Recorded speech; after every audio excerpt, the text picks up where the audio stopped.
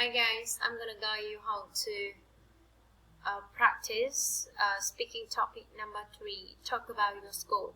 Okay, now listen and repeat after me. Go to school on foot. 4 floors. On the second floor, computer lab. My favorite place. Schoolyard. Schoolyard. Now listen and repeat after me. Hi there. My English name is David. I am 10 years old. I'm so glad to be here today.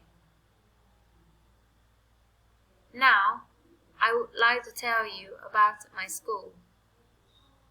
Tell. Now, I would like to tell you about my school.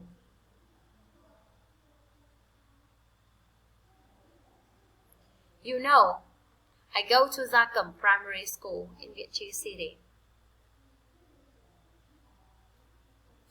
My school is not far from my house. I usually go to school on foot. My school has 4 floors. My classroom is on the second floor. There is a big playground, a computer lab,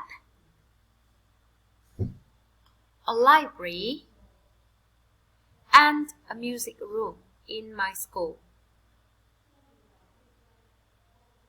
My favorite place is the schoolyard.